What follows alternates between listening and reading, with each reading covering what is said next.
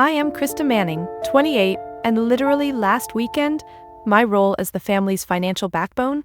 Yeah, it completely imploded. The piece I'd been holding together, pouring every paycheck into my parents' bills and my brother's endless emergencies, it blew up into a full-on family meltdown at our so-called happy Sunday dinner.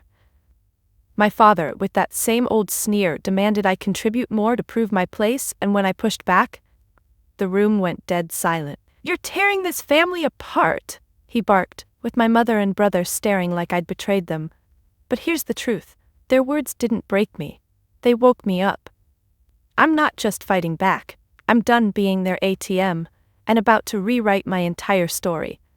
Drop a comment telling me where you're watching from, hit subscribe, and stay with me for the most satisfying turnaround you'll ever hear. Looking back, it's almost wild how one night changed everything. My hands gripped the steering wheel tighter than usual as I drove to my parents' house that Sunday, the familiar dread pooling in my stomach. The faded yellow siding of their split level loomed ahead, a house I'd paid the mortgage on for 6 years. 6 years of covering their utilities, their car payments, my brother Derek's phone bill, his rent, even his takeout orders when he forgot his wallet. I'd been the dependable one, the one who never said no, believing, stupidly, that if I kept giving they'd finally see me, not just as the checkbook but as their daughter, their sister. I'd grown up in that house, the middle child, always the quiet one who fixed things. Spilled juice, I'd mop it up. Dad's bad day, I'd stay out of his way. Derek's latest job loss, I'd cover his share. It's what I did, kept the family together, or so I thought. But that night felt different. The air was heavier, like the moment before a storm breaks. I parked in the driveway, my beat-up Corolla looking out of place next to Derek's shiny new truck, another gift I'd unknowingly financed. I grabbed the grocery bags from the back seat, the ones I'd filled with Mom's favorite wine, and the ingredients for Dad's lasagna. Because of course, I was cooking too. My sneakers crunched on the gravel as I walked to the door, each step slower than the last. I could already hear Dad's voice through the open window, grumbling about the neighbor's dog and Derek's lazy laugh in response. Mom's silence, as always, was louder than both. I pushed the door open, the familiar creak announcing me. "Krista's here," Mom called, not looking up from her phone. "No, good to see you," or "how's work?"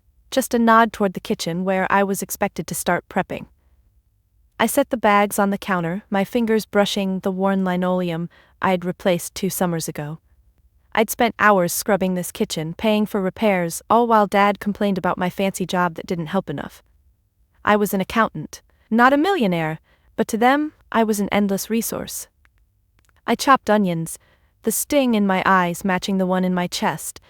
Every clink of the knife felt like a countdown to something I couldn't name yet. Dinner was the usual routine, me serving, them taking. Derek sprawled in his chair, scrolling through his phone, not even glancing at the plate I set in front of him. Dad shoveled food, muttering about how the lasagna was too dry this time. Mom picked at her salad, her lips pursed like she was doing me a favor by eating.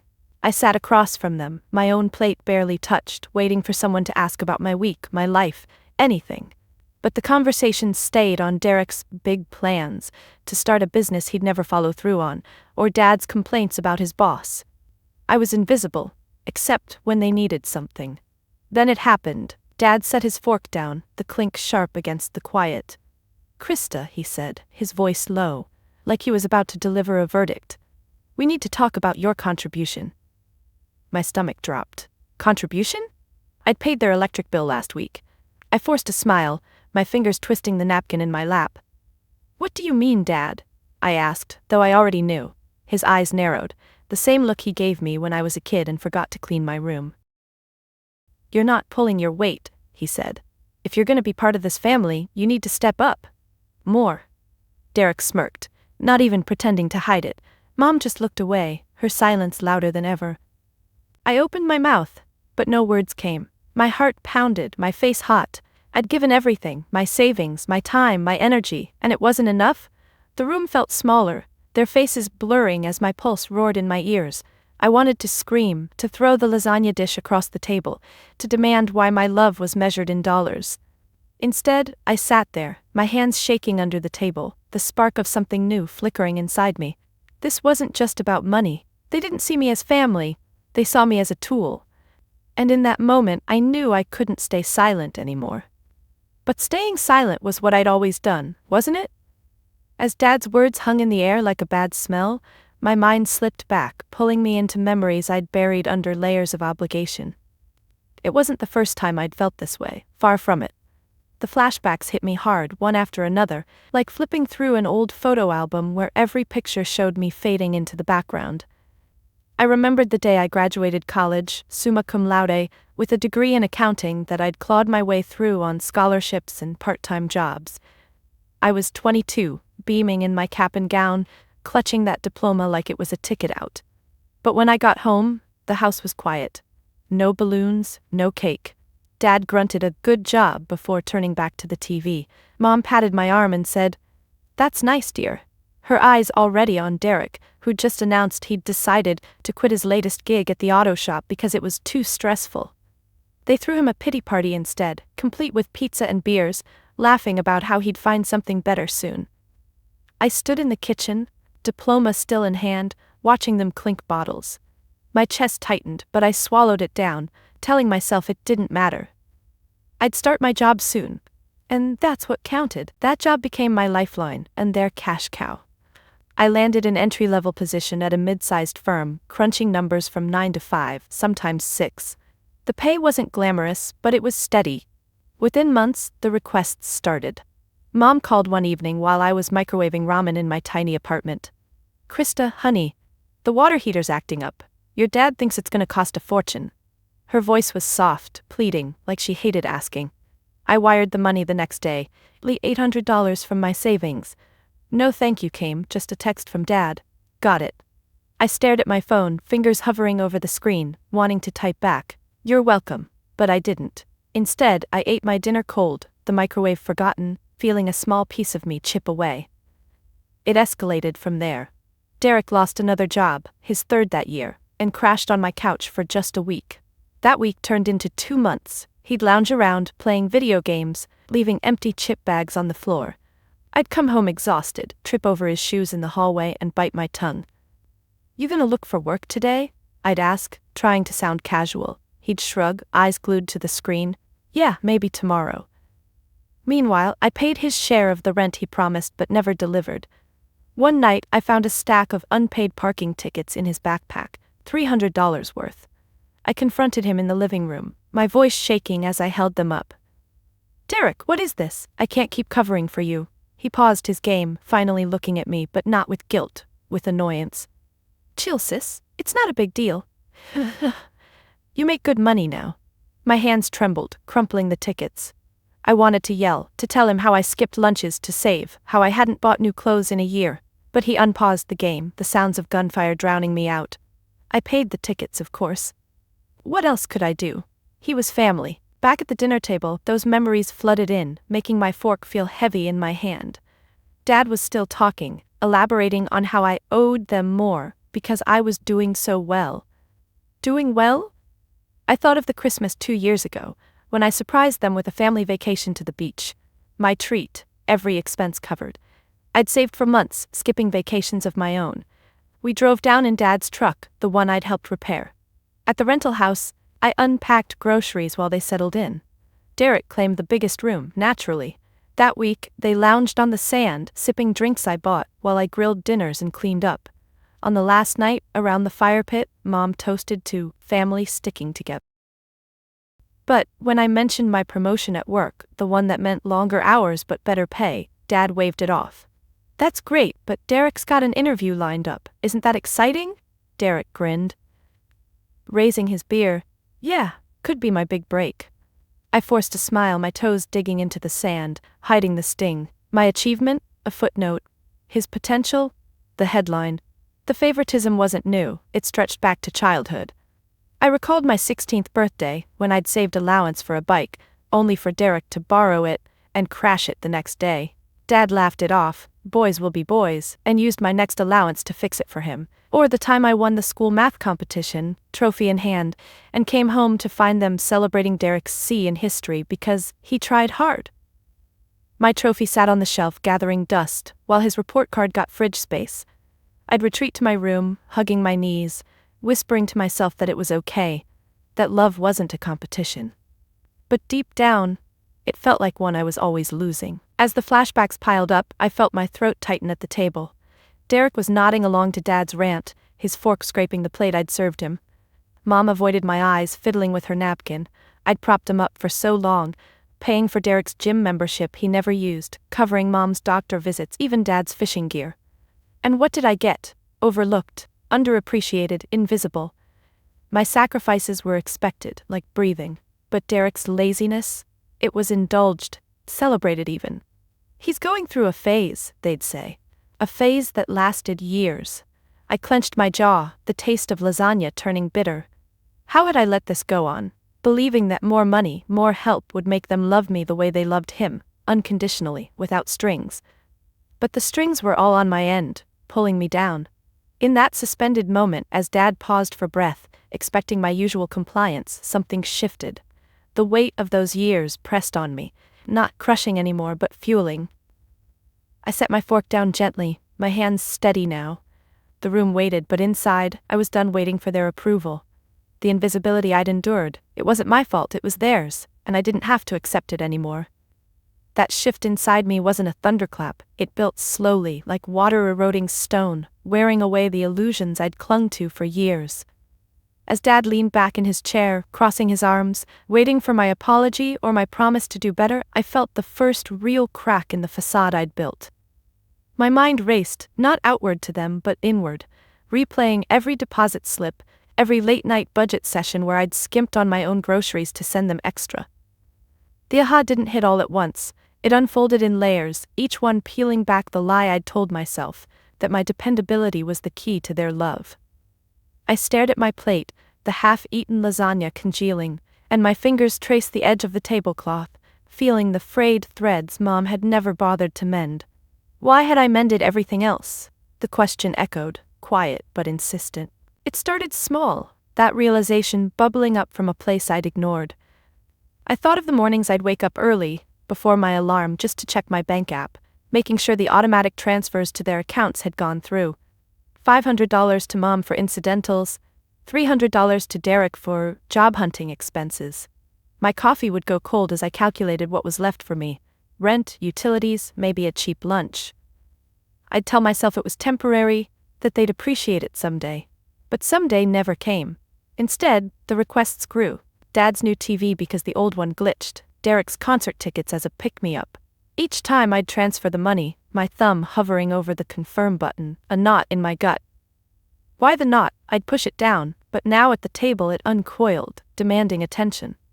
The emotional struggle hit next, a wave of anger mixed with grief that made my breath hitch. Anger at them, sure, Dad's entitlement, Mom's passivity, Derek's smirk, but mostly at myself. How had I let this happen? I clenched my fists under the table, nails digging into palms, the sharp pain grounding me. I'd built my life around their needs, sacrificing weekends to help with their errands, skipping dates because family comes first. Friends would ask why I was always broke, always tired, and I'd laugh it off. Just helping out. But inside, doubt had whispered for months. Like the time last fall, when I got a small bonus at work, $1,000, my first in years. I was thrilled, planning to treat myself to a weekend away. Then Mom called, tearful. The roof was leaking. $900 gone. I canceled the trip, spent the night crying in my apartment, hugging a pillow, wondering if I'd ever have anything for me.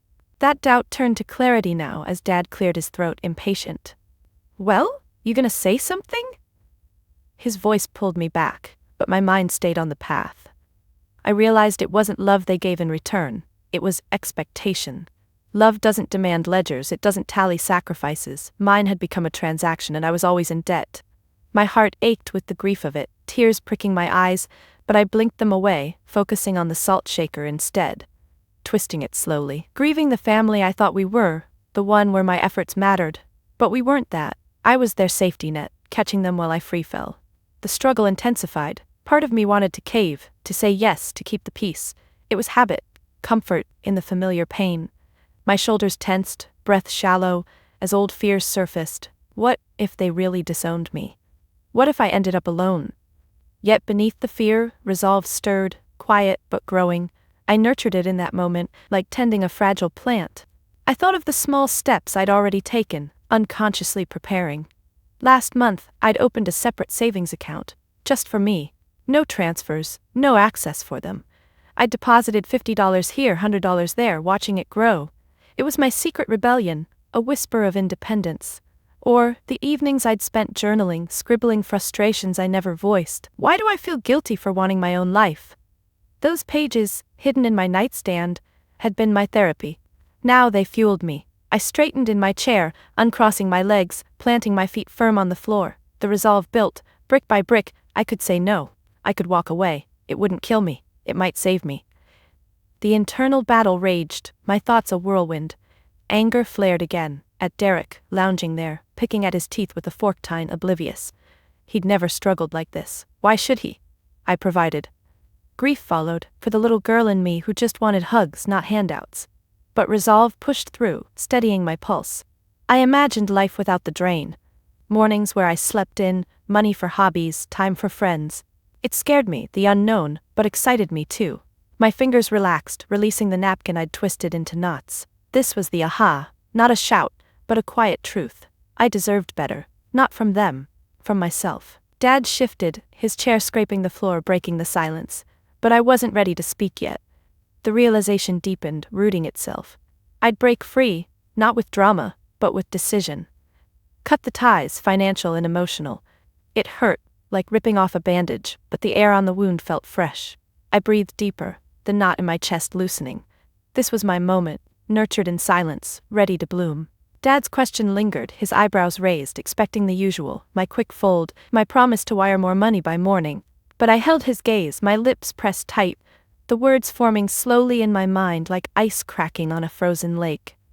The shift I'd felt moments ago hovered there, on the edge, a major personal change I could almost touch, but not yet voice. The air in the dining room thickened, the tick of the wall clock suddenly loud, marking seconds I used to steady myself. I shifted in my seat, the wooden chair creaking under me, my foot tapping lightly against the leg, a nervous habit I couldn't stop. Mom glanced between us, her fork hovering midway to her mouth, then set it down with a soft clink, her eyes darting to the floor. Derek leaned forward, elbows on the table, his smirk fading into something closer to curiosity, like he sensed a show was about to start. Contribute more? I finally echoed, my voice quieter than I intended, but steady. I folded my hands in my lap, fingers interlacing tightly to hide the tremble. It was a simple repeat, but it bought me time. Let the tension build. Dad nodded, his jaw set, leaning in as if to emphasize his point. That's right, we've been carrying you long enough. Wait, no, you've been riding on us. Time to give back properly. His words twisted reality, making me the leech, and I felt a flush creep up my neck, hot and unwelcome. Carrying me? I'd paid for the very table we sat at, the chairs, the roof over our heads. But arguing facts wouldn't help, it never had. I glanced at the window, the darkening sky outside mirroring the storm brewing in here, clouds gathering like my unspoken thoughts. I took a slow breath, the scent of cooling lasagna filling my nostrils, turning my stomach. This gathering, our weekly Sunday ritual, had always felt tense, but tonight it crackled with something sharper. I'd sensed it even before leaving my apartment that afternoon. Reluctance dragging my feet as I got ready.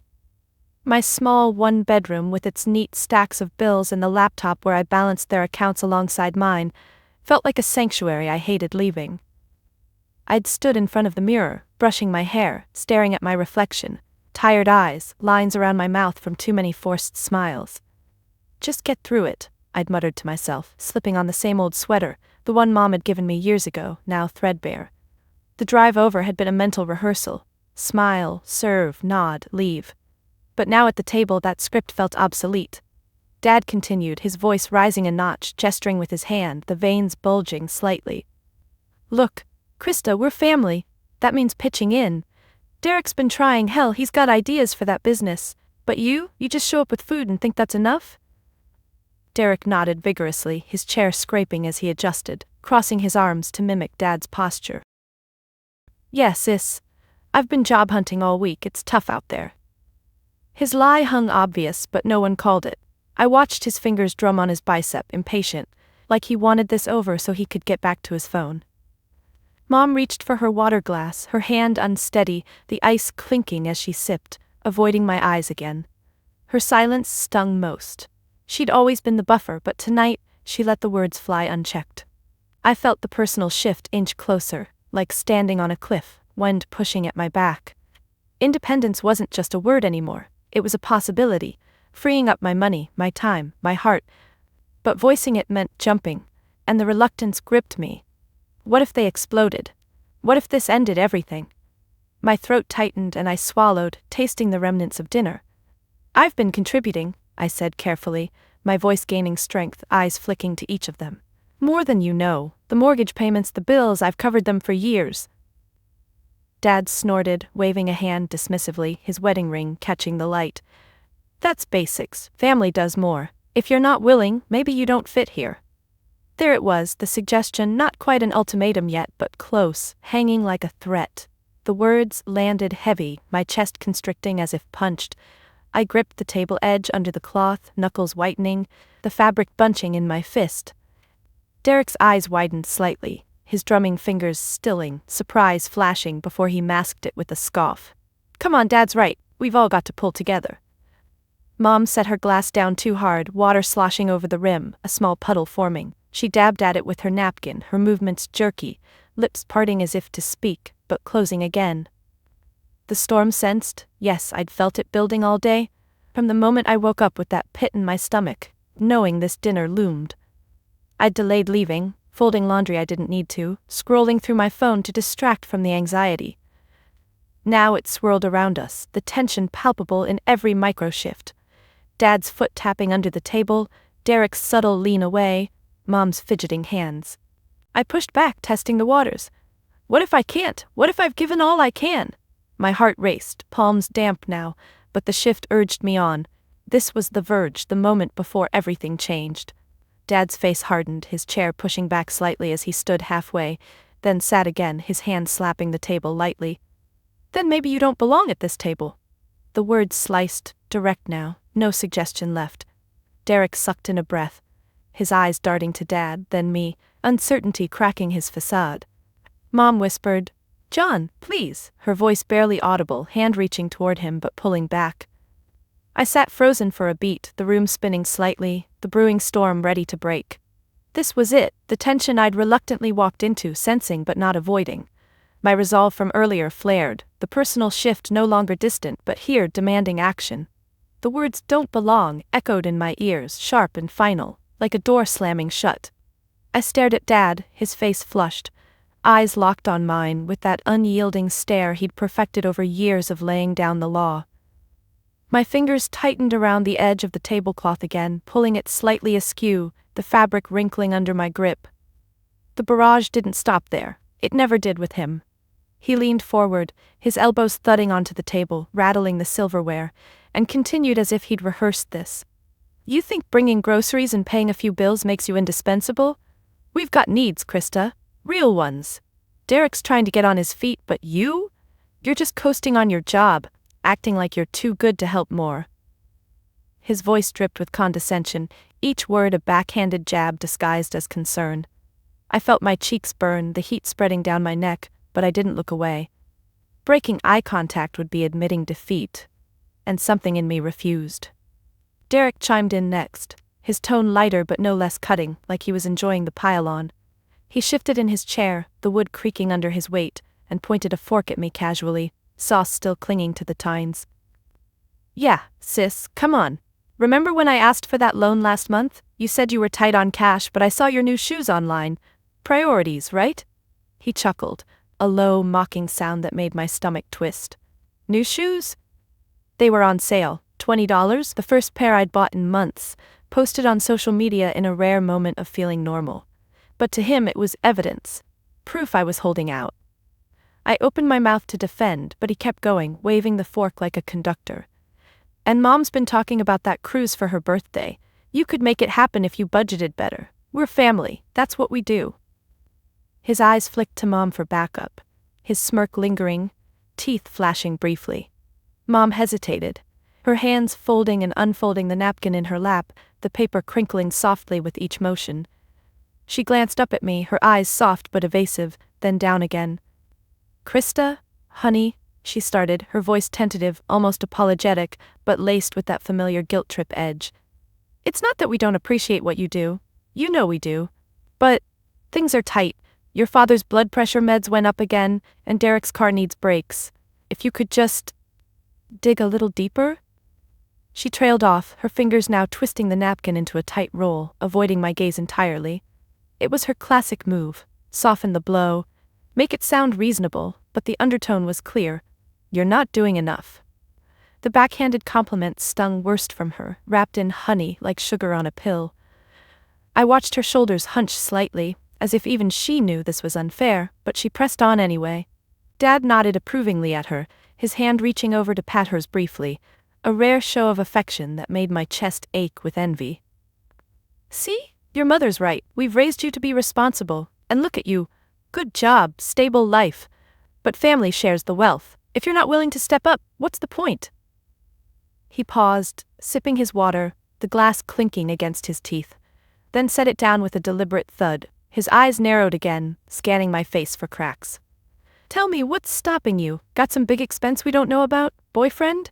Fancy trips?" The questions came rapid fire, each one probing, condescending, implying I was selfish, secretive.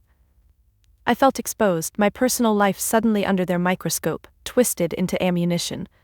My leg bounced under the table, the heel of my shoe tapping faintly against the floorboard, a rhythm matching my racing heart. I tried to respond, my voice catching it first. "It's not about that. I've given so much already, the house payments, the repairs, everything." But Derek cut me off, leaning back with a dramatic sigh, his arms crossing over his chest, shirt stretching tight. "Oh, here we go with the list again. We get it, you're the martyr. But newsflash, no one's forcing you. If it's such a burden, why do you keep doing it?" His words landed like a slap, the sarcasm thick, his eyes rolling slightly as he said, "Martyr," drawing out the syllables.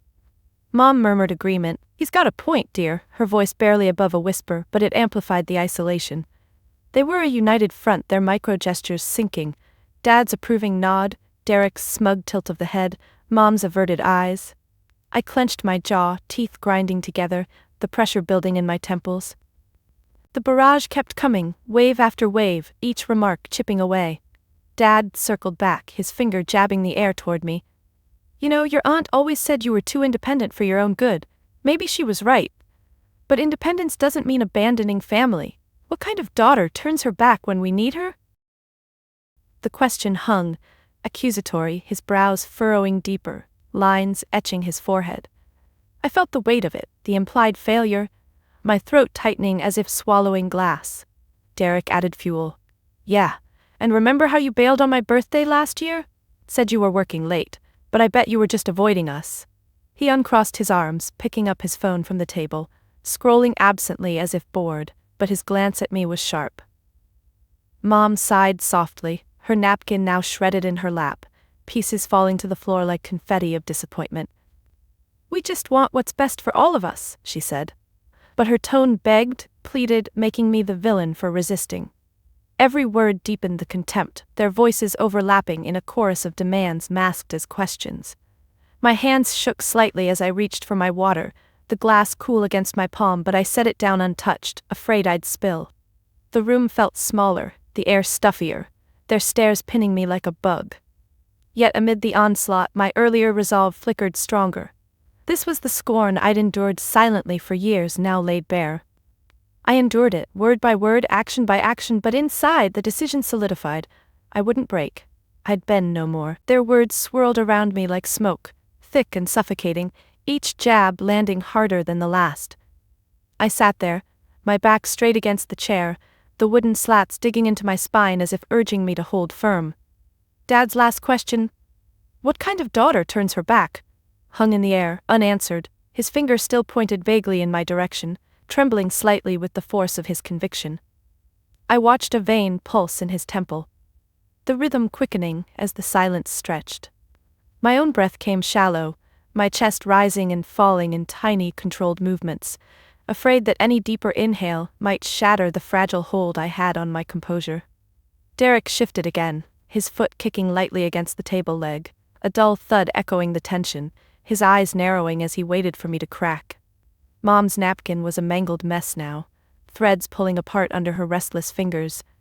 Her gaze flicking up to mine for a split second before dropping away, guilt flashing in that brief contact. But I didn't crack. Instead, I met Dad's stare, my hands unfolding from my lap to rest flat on the table, palms down, feeling the cool wood grain under my skin. "I've never turned my back," I said, my voice even, though inside it felt like shouting. "I've been the one holding everything up, but you treat it like it's nothing, like I'm nothing unless I'm paying." The words came out measured, but they ignited something.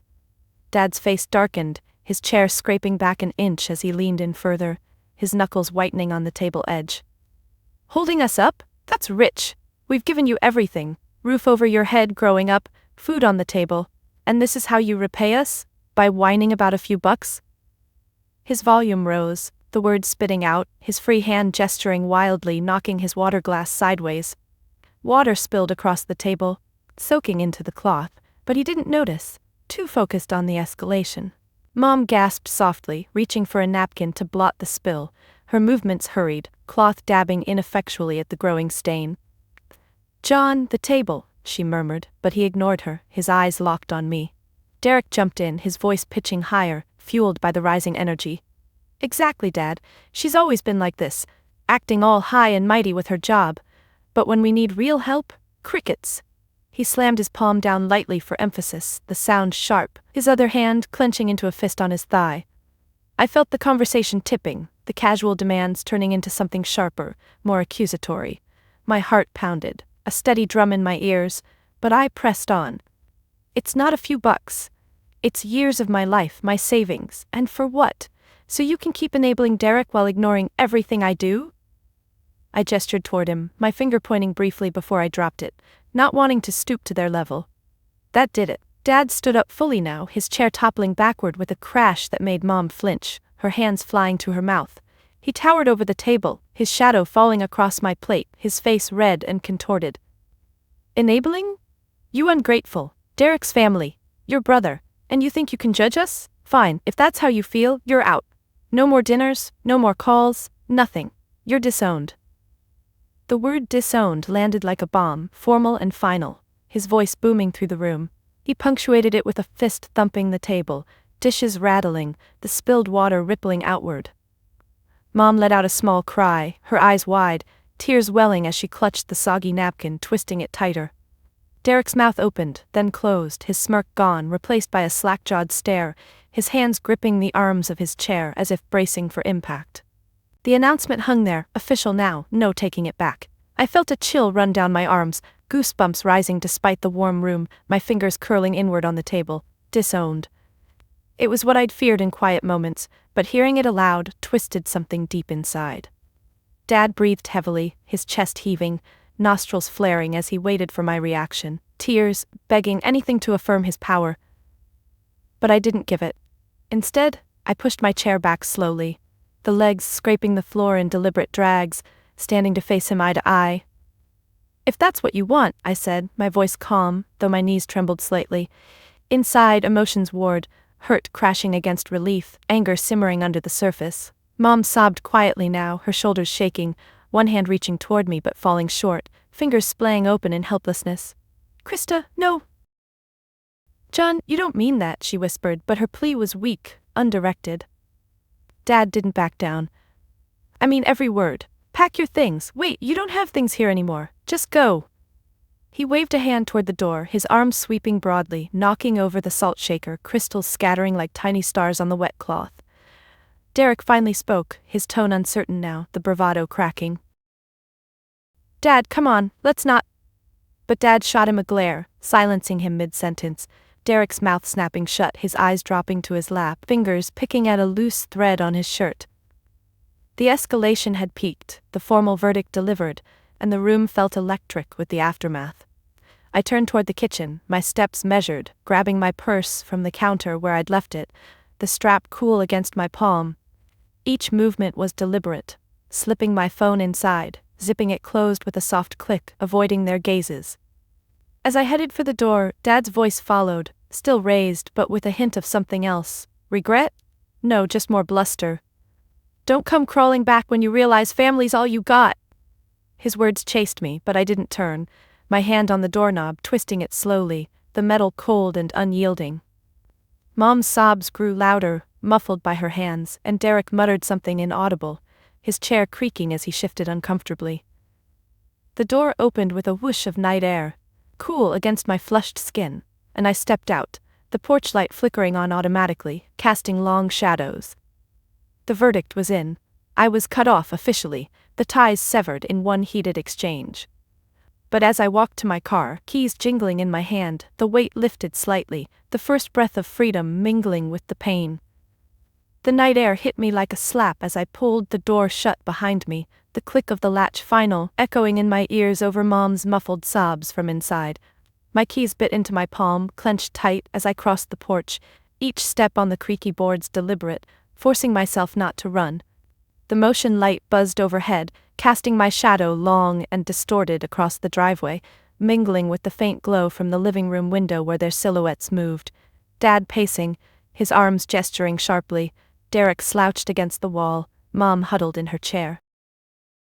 I didn't look back, but I felt their presence, the weight of the verdict pressing down, disowned ringing like a bell I couldn't unhear. My car waited, a dark shape under the street lamp, and I fumbled the door open, sliding into the seat, the leather cool against my back through my sweater. The engine turned over with a rumble, headlights cutting through the darkness, illuminating the garage door I'd painted last spring, another contribution they'd forgotten. As I backed out, gravel crunching under the tires, the humiliation crested, a wave crashing over me in the quiet of the car.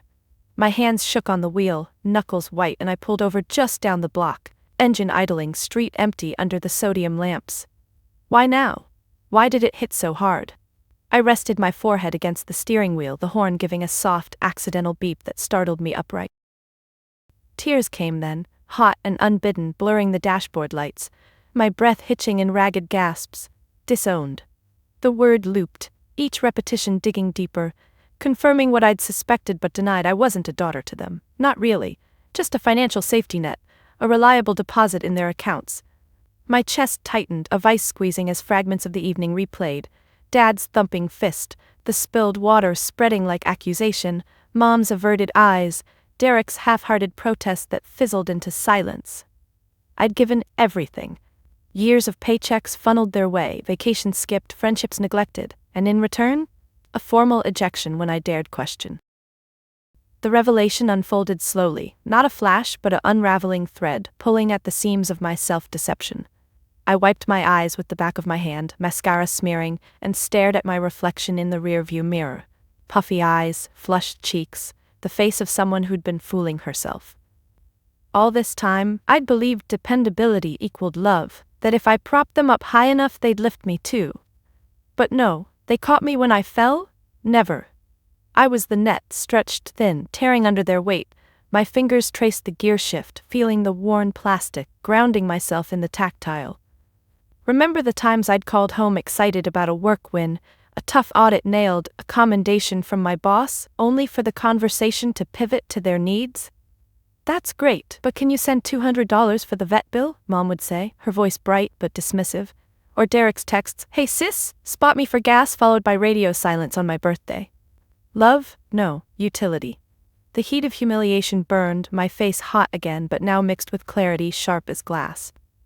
I leaned back, seat creaking, and let the thoughts cascade, each one confirming the role I'd played. Safety net, there when Derek forgot his rent, cushioning Dad's bad bets on sure things, absorbing Mom's endless little extras. I'd enabled it, misguided, chasing affection that was conditional on my wallet. My breath steadied, inhales deeper, as the ignition cooled my rage into resolve. Why chase their love when it was never freely given? The decision ignited then, a spark in the dark. End it. Cut off the support, the contact, all of it. No more transfers, no more calls, no more showing up to be diminished. My hands relaxed on the wheel, fingers uncurling, the tremble fading. It hurt, God it hurt, like severing a limb, phantom pains already echoing, holidays alone, unanswered texts, the void where family should be. But the alternative? Staying tangled, bleeding out financially and emotionally, for scraps of approval. The streetlight flickered, casting shadows across the dash, and I sat with it, the realization deepening. Micro-memories surfaced, the way Dad's eyes lit up at my arrivals, not for me but for the bags of groceries. Mom's hugs, brief and perfunctory, before asking about bills. Derek's slaps on the back, always prelude to a request. Safety net, yes, that's all. Not sister, not daughter. The humiliation peaked, a sob escaping, but I swallowed the next, wiping my face with my sleeve, fabric rough against skin. This was the heat of it, the lowest point, but also the turning. I could rebuild, focus on me, savings for my future, time for hobbies buried under their demands, peace and solitude. The decision solidified, heavy, but right, like dropping a burden I'd carried too long. My shoulders dropped, tension easing, a quiet fire kindling inside. I shifted the car into drive, the engine humming softly, and glanced one last time at the house in the mirror. Lights still on, figures moving. No going back. The revelation had hit, confirming everything, igniting the end. As I pulled away, the street unfolding, dark and empty, a strange calm settled, the first whisper of freedom amid the pain. The car hummed along the quiet street, headlights slicing through the night, my hands steady on the wheel now as the initial tears dried into salty tracks on my cheeks. The revelation from moments ago lingered, a quiet fire in my chest, fueling each mile I put between me and that house. Streetlights blurred past, orange glows reflecting off the dashboard, and I focused on the road ahead, the yellow lines pulling me forward like a promise. My phone, tucked in the cup holder, stayed silent at first, the only sound the faint rumble of tires on pavement. But then it buzzed, sharp and insistent, the screen lighting up with Mom's name. I glanced at it, my thumb hovering over the ignore button, but something pulled me to answer. Maybe the need to end it cleanly, to voice what I'd decided. I tapped the speaker icon, the call connecting with a click, and set the phone back down, my eyes staying on the road. Krista, honey, wait, come back. Mom's voice flooded the car, breathless and tearful, her words tumbling out like she'd been holding them in. I could picture her in the dining room, phone clutched to her ear, napkin still shredded in her lap, eyes red-rimmed. Your father didn't mean it, he's just stressed. We all are. Please, turn around. Her plea hung there, laced with that familiar quiver, the one she'd used 100 times to pull me back into line. I adjusted my grip on the wheel, fingers flexing slightly, the leather creaking under my palms. Before I could respond, Dad's voice barked in the background, muffled but urgent, as if he was leaning over her shoulder. Tell her to get back here. We need to talk this out like family. Then he grabbed the phone, his heavy breathing crackling through the speaker. Krista, you walk out like that? After everything? Come on, let's not blow this up.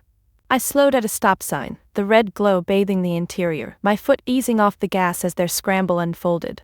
This was it, the stunned reversal, their hypocrisy bubbling up in real time. Dad continued, his tone shifting from anger to something almost conciliatory, a rare crack in his armor. Look, I overreacted. The disowning thing. It's not serious. We just need you to understand. Family sticks together. Derek's got that interview coming up. He could use a little boost. And the roof's leaking again. You know how it is. His words trailed, expecting my usual yes, the micropause where I'd cave. I heard Derek in the background, his voice piping up, closer now, like he'd crowded in. Yeah, sis, come back. We can order dessert or something. No hard feelings. His laugh was forced, nervous, the kind he used when sensing trouble, but it died quickly. The light turned green, and I pressed the accelerator gently, the car rolling forward, my heart rate even as I gathered my words. Calmly, that was key. No yelling, no tears, just the truth laid bare. No, I said, my voice steady, filling the car like a declaration. I'm not coming back. And you know why? Because you've never seen me as family, just as the one who pays. I've covered your bills, your fixes, your emergencies for years, thinking it would make you love me. But it's never enough. Dad, you say family sticks together, but only when I'm giving. Mom, you plead now, but where were you when I needed support?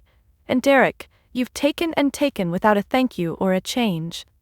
I paused, letting it sink in, the silence on their end thick, broken only by Mom's soft sniffle, her breath catching like she was dabbing at her eyes with a sleeve. Dad sputtered first, his voice rising again, but shaky now, the bluster fading. That's not fair. We've been there for you. Raised you, fed you, this is how you twist it? I could imagine his free hand waving, knocking into something, maybe the chair, a dull thud over the line. Mom interjected, her tone desperate, words overlapping his. "Krista, please, we do love you, it's just, times are hard. If you could help a bit more, we can work this out." Her voice cracked, the plea turning into a whimper, fingers probably twisting whatever was nearby, a dish towel, her shirt hem. Derek jumped in, his words rushed, defensive. "Hey, I've thanked you plenty, and I'm trying that business idea, remember? Just need a startup loan, come on, don't cut us off like this."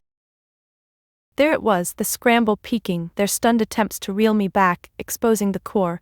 They weren't sorry for the hurt, they were scared of losing the net.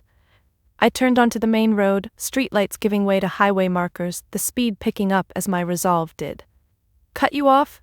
That's exactly what I'm doing. No more money, no more calls, no more contact. You've viewed me as a safety net, not a daughter. And I'm done. Find another way." My words were calm, each one deliberate, like placing stones in a wall. Silence followed, heavy and shocked. Dad's breath hitching, Mom's sob breaking through, Derek muttering, "Wait, what?" his voice pitching up in disbelief. Dad recovered first, anger flaring anew. "You can't do that. After all we've done? Ungrateful." But I cut him off, my finger hovering over the end call button. "Goodbye." I pressed it, the line going dead, the sudden quiet in the car profound.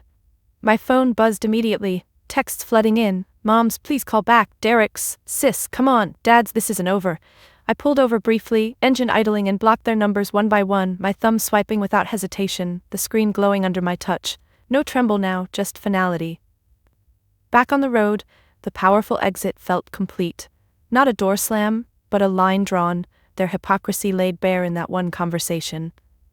The highway stretched ahead, empty and inviting, the first real peace settling in. The highway blurred into city lights as I drove, the peace from cutting them off fragile but growing, like a seedling pushing through soil. My apartment building loomed ahead, a nondescript brick structure with flickering entry lights, and I parked in my usual spot, the engine ticking as it cooled. Keys in hand, I climbed the stairs, 2 flights, each step lighter than the last, the echo in the hallway softer than the shouts still ringing in my mind. But as I reached my door, fumbling with the lock, a soft glow spilled from under the neighboring unit. Sarah and Mike, my friends from down the hall, must have heard my car. Their door creaked open before I could turn the knob on mine. "Krista? That you?" Sarah's voice called, warm and concerned, her head poking out, curly hair tousled like she'd been lounging on the couch. I paused, key halfway in, my shoulders dropping with a sigh I hadn't realized I was holding. The contrast hit me immediately, the toxic haze of that dinner versus this simple, unasked-for welcome. "Yeah, it's me," I replied, my voice rough from the earlier tears, turning to face her. She stepped into the hall, barefoot on the worn carpet, her oversized sweater swallowing her frame, arms opening without hesitation. No demands, no judgments, just a hug that enveloped me as I leaned in, her chin resting on my shoulder, the faint scent of chamomile tea clinging to her. "Rough night?" she murmured, pulling back to search my face, her eyes soft under the hallway bulb, brows furrowing slightly as she noted the redness around mine. Mike appeared behind her, tall and lanky, wiping his hands on a dish towel, his glasses slipping down his nose as he pushed them up with a knuckle. "Come on in, we just brewed some tea, perfect timing." I hesitated for a second, glancing at my door, the pull of solitude strong after the evening's storm. But their genuine pull won. I nodded, pocketing my keys, following them inside. Their apartment was a mirror to mine, but warmer. String lights draped over bookshelves crammed with novels and board games, a plush couch with throw pillows in mismatched patterns, the air humming with the low buzz of a record player spinning soft jazz. Sarah guided me to the couch, her hand light on my back, a micro gesture of support that felt worlds away from Mom's evasive touches. I sank into the cushions, the fabric yielding under me, my fingers tracing a loose thread on a pillow as Mike busied himself in the kitchenette, clinking mugs together, steam rising from the kettle he'd reheated. "Herbal or black?" he asked over his shoulder, his voice casual but attentive, not pressing for details yet. "Herbal, please," I said, my voice steadier now, the warmth of the room seeping into my bones, contrasting the cold dining table I'd left behind. Sarah sat cross-legged beside me, tucking a curl behind her ear, her knees bumping mine gently. You look like you could use a vent session. Family dinner? She knew the drill. I'd shared bits before, the endless giving, the subtle digs. But tonight, it poured out, the words tumbling as Mike handed me a mug. His fingers brushing mine in a steady pass, steam curling up to fog my vision briefly. I wrapped my hands around it, the heat grounding me, sipping slowly as I recounted the evening. Dad's rising voice, the thumped table, Mom's tears, Derek's weak interjections. Each detail sharpened the contrast, their biological ties that bound like chains versus this chosen warmth, free and reciprocal. Sarah listened, her head tilting slightly, fingers interlacing in her lap, nodding at key moments without interrupting, her eyes never leaving mine. When I mentioned the disowning, Mike set his mug down with a soft clink on the coffee table, his chair creaking as he leaned forward, elbows on knees. "That's brutal," he said, his tone low, genuine outrage flickering in his usually calm gaze, pushing his glasses up again with a thumb. No backhanded compliments here, no pivots to their needs, just empathy, pure and undiluted. Sarah reached over, squeezing my arm, her grip firm but brief, releasing with a pat. "They're wrong, you know. You've been carrying them forever. It's okay to put yourself first." Her words landed soft, like a bomb, unlike Dad's accusatory barbs that had left welts. The moment deepened as we talked, the jazz record ending with a gentle click, the needle lifting automatically. Mike stood to flip it, his socks shuffling on the rug, selecting another album with care, something upbeat but mellow, the needle dropping with a soft pop. "Remember that time we all went hiking?" he said, settling back, stirring his tea with a spoon, the metal tinkling against porcelain. "You organized the whole thing, packed snacks, mapped the trail. That's who you are, thoughtful, strong, not a safety net." His affirmation hung, simple and true, making me blink back fresh tears, but these were different, relief, not pain. Sarah nodded, uncrossing her legs to lean in, her hand gesturing animatedly. "Exactly, and we're here because we choose to be. No strings, you're family to us, the kind that lifts up, not pulls down." I set my mug down, the ceramic base scraping lightly on the table, feeling the weight of their words settle. The toxic dinner replayed in flashes, the spilled water ignored, the averted eyes, the demands veiled as love. Here, though, eyes met mine steadily, hands offered tea without expectation, voices overlapped in support, not accusation. Mike shared a story then, his own family fallout years ago, his fingers drumming lightly on his knee as he spoke, voice even but laced with old hurt. Sarah chimed in with hers, her laugh self-deprecating as she admitted past mistakes, her foot tapping the rhythm of the music. It was exchange, not extraction, giving and receiving in balance, the air lightening with each shared laugh, each nod of understanding. As the night wore on, the clock on their wall ticking softly, I felt the contrast crystallize. Biological didn't mean better, chosen meant real. Sarah hugged me again at the door, her arms lingering, Mike waving from the couch with a "Text us tomorrow?" No obligations, just care. I stepped back into the hall, their door closing with a gentle click, the warmth following me to my own threshold. Unlocking my door felt different that night, the key turning with a smooth click that echoed the finality I'd claimed earlier on the phone. The warmth from Sarah and Mike's apartment lingered on my skin, a buffer against the chill of solitude as I stepped inside my own space. Compact, tidy, mine. I flipped the light switch, the bulb humming to life overhead, casting a soft glow over the living room. The second-hand couch I'd reupholstered myself, the bookshelf lined with accounting texts and a few dog-eared novels, the kitchen counter bare, except for a single mug drying on the rack. No family photos here. I'd taken them down months ago, subconsciously preparing for this. I kicked off my shoes, toes flexing against the cool hardwood, and dropped my purse on the side table with a soft thud, the contents shifting inside. The silence wrapped around me, not oppressive but expectant, like the apartment itself was waiting for my next move. The aftermath hit in waves, starting small but building as I moved through my routine. I headed to the kitchen, filling the kettle with water, the faucet sputtering before running steady, steam soon rising as it heated on the stove. My phone, still on silent from the drive, vibrated once, twice. Unknown numbers, probably them using Derek's friends or something to get through. I picked it up, screen illuminating my face, thumbs hovering over the notifications. Block. Delete. Each swipe was deliberate, my nail tapping the glass with a faint click, the device buzzing in protest before going quiet. But it wasn't just digital, the emotional ripple spread. I poured the hot water over a tea bag, the string dangling over the mug's edge, watching the color bloom dark and steady. How would I handle the real-world intrusions? The mail, the unexpected visits, the guilt trips through mutual acquaintances? The fortress I needed to build wasn't walls, but boundaries. Clear, unyielding rules to protect the peace I'd just glimpsed. I sat at my small dining table, mug warming my palms, fingers tracing the ceramic rim in slow circles. The primary focus sharpened, establishing those rules right here in this quiet moment of aftermath. No grand plan, just internal mapping, thought by thought. First rule, no contact, period. That meant changing my number tomorrow. I'd call the carrier in the morning, voice steady as I requested it, imagining the operator's neutral tone contrasting my racing pulse. My email? Filters for their addresses straight to trash. Social media? Already private, but I'd unfollow, block, remove tags from old posts where Derek had commented with his lazy emojis. I sipped the tea, the herbal blend bitter on my tongue, mirroring the sting of severance. Micro actions piled up. Returning any mail marked from them unopened, label slapped on, with return to sender in Sharpie. My hand steady despite the tremor inside.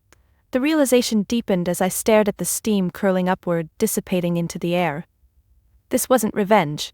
It was self-preservation, a fortress against the exploitation that had drained me dry.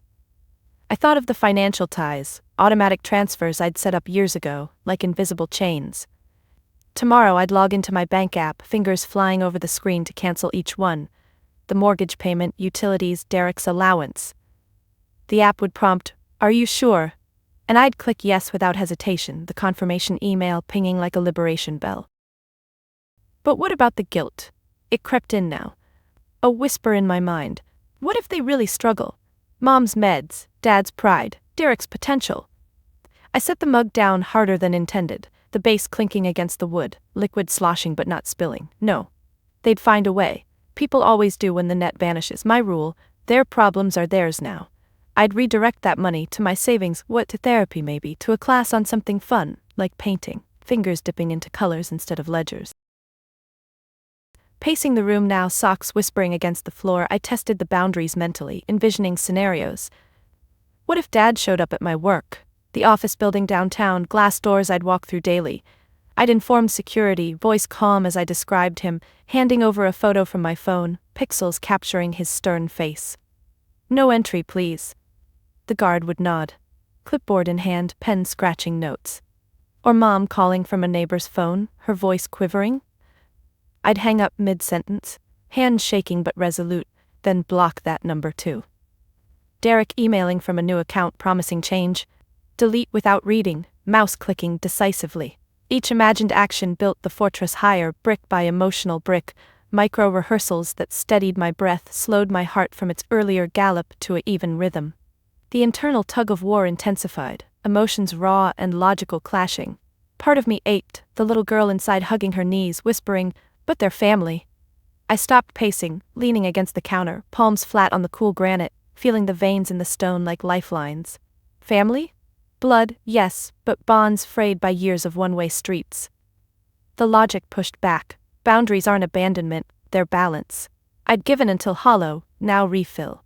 I straightened, rolling my shoulders to release the knot there, a soft pop echoing in the quiet. New rules extended inward too, no second-guessing, no midnight what-ifs. If doubt crept in, I'd journal it out, pen scratching paper in furious loops until the page filled with affirmations. I deserve peace. My worth isn't in wallets. Chosen over biological. As the tea cooled, untouched now, I moved to the window, parting the curtains with a finger, peering at the dark street below, cars parked silent, a cat slinking under a lamppost. The aftermath wasn't just reaction, it was reconstruction. Tomorrow I'd call a friend from work, maybe grab coffee, share the basics without details, her nod of understanding reinforcing the rules, or update my emergency contacts. Sarah and Mike, their numbers keyed in with a small smile. Each step, micro and monumental, solidified the fortress, unbreachable, not from hate but from hard-won self-respect.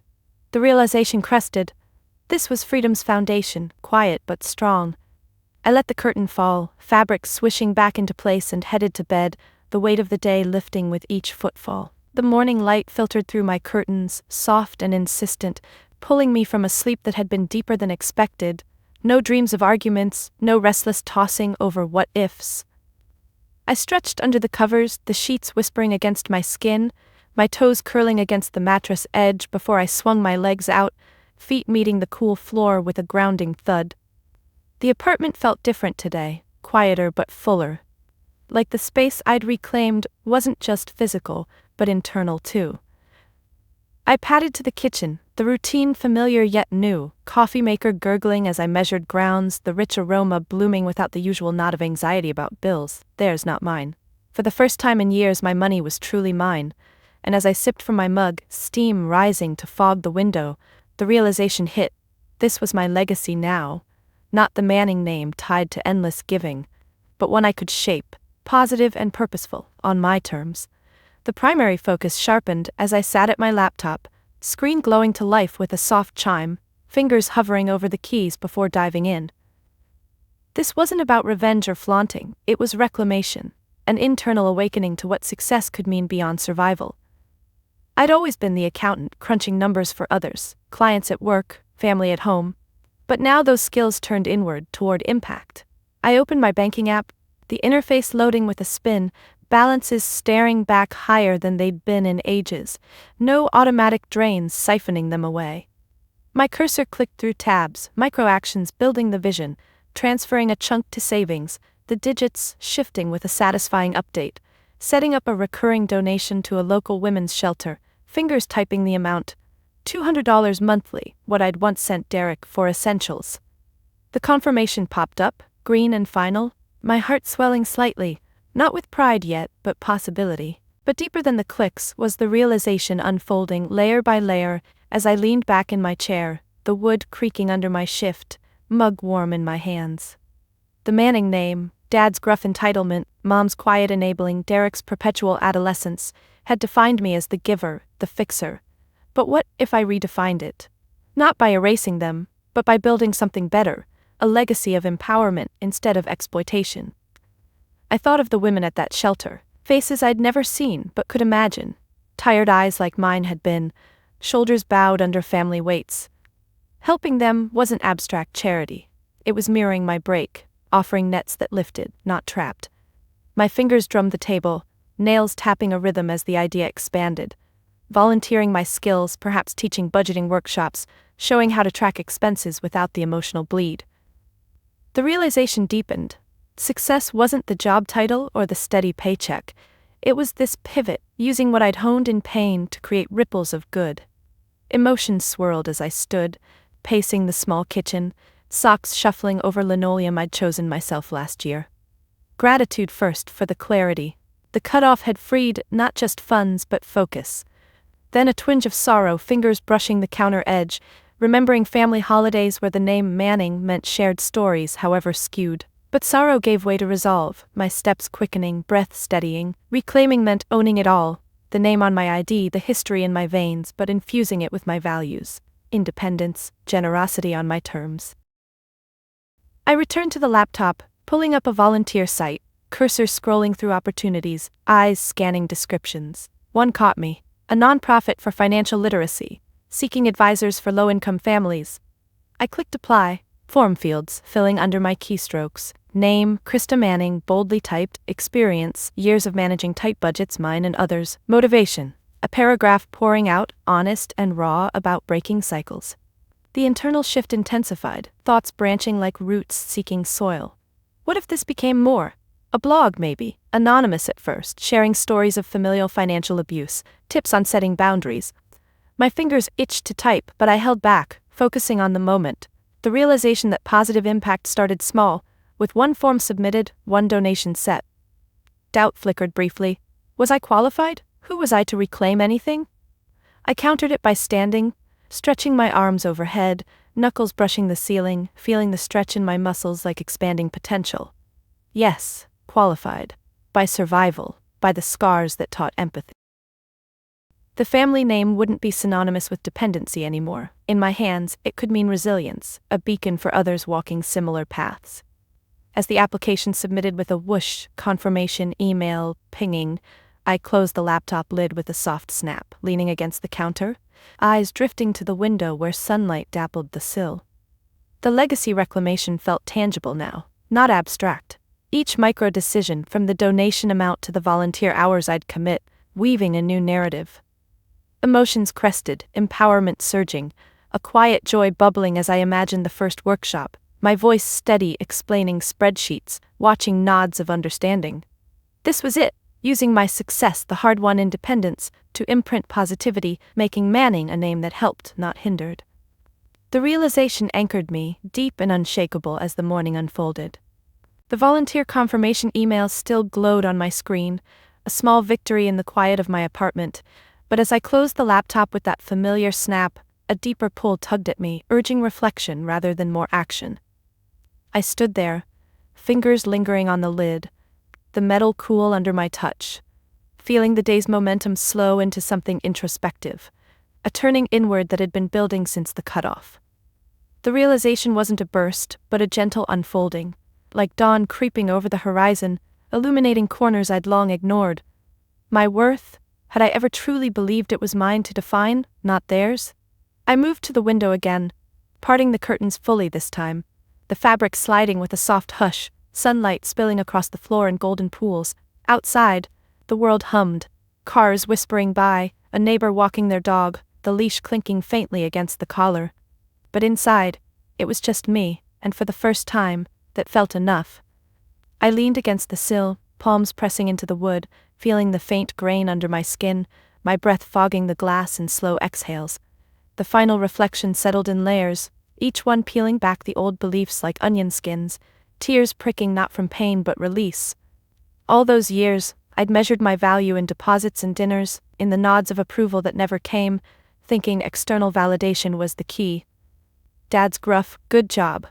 Mom's fleeting smile, Derek's rare thanks. But as I traced a finger through the condensation on the pane, drawing absent loops that dripped down like melting barriers, the truth crystallized. Worth isn't earned from others, it's inherent, a quiet flame within, needing no fuel but self-acceptance. My heart rate slowed, a steady rhythm matching the tick of the wall clock, emotions rising raw and logical. Regret for the lost time, mingled with gratitude for the lesson, cresting into peace that washed over me like warm water. Micro moments from the journey replayed, each one a thread in this tapestry of realization. Remember the childhood allowances diverted to Derek's whims, my small hands counting coins that vanished into his pockets? Or the college nights hunched over textbooks, dreams deferred for their emergencies, my eyes burning under desk lamps while they slept soundly? Even the recent dinner, fork clinking in silence as demands flew, all echoes of a worth tied to output. But now, standing here, I straightened my posture, shoulders rolling back with a soft crack, feeling the space in my chest expand. No more. The peace came in acknowledging that internal spark. I was worthy because I existed, because I'd chosen growth over stagnation, independence over illusion. Tears welled again, one slipping down my cheek, warm and unhurried. I let it fall, watching it trace a path to my collar, absorbing into the fabric without shame. The emotions deepened, a sequence unfolding naturally. First, the raw ache of what was lost, my fingers clenching the sill tighter, nails digging crescents into the paint-chipped wood. Family, or what I'd thought was family, gone in a severance that still echoed hollow. But logic followed, soothing like a balm. Their love was conditional, mine didn't have to be. I released my grip, hands falling to my sides, fingers uncurling slowly, palms open as if receiving something new. Then came acceptance. A quiet nod to myself in the glass reflection, eyes clearer, lines softer, a woman who'd weathered the storm. Peace bloomed from there, not euphoric but steady, like roots anchoring deep. I turned from the window, steps light across the floor, sinking into the couch, the cushions yielding with a sigh. Here in this space I'd built, books on shelves I'd chosen, art on walls from flea markets I'd wandered alone. The validation was internal, a whisper saying, "You are enough," without needing echoes. As the afternoon stretched, I let the reflection linger, no rush to fill the quiet. I picked up a notebook from the side table, pen cap clicking off with my thumb, pages rustling as I flipped to a blank one. Words flowed, not planned but poured, lists of strengths, resilience in the face of ingratitude, kindness without expectation, the courage to walk away. Each stroke of the pen, ink bleeding slightly into the paper, reinforced the realization. Emotions cycled again. Joy bubbling as I wrote of future travels, solo hikes where the only demands were my own pace, then calm, pen pausing mid-sentence, breath evening out. This was self-validation, not flashy, but foundational, turning the Manning legacy inward, a personal triumph over inherited patterns. The sun shifted, shadows lengthening across the room, and I set the notebook down, folding my hands in my lap, fingers interlacing loosely. The piece solidified, a quiet fulfillment that needed no applause. I'd found it not in cutting them off, but in embracing me.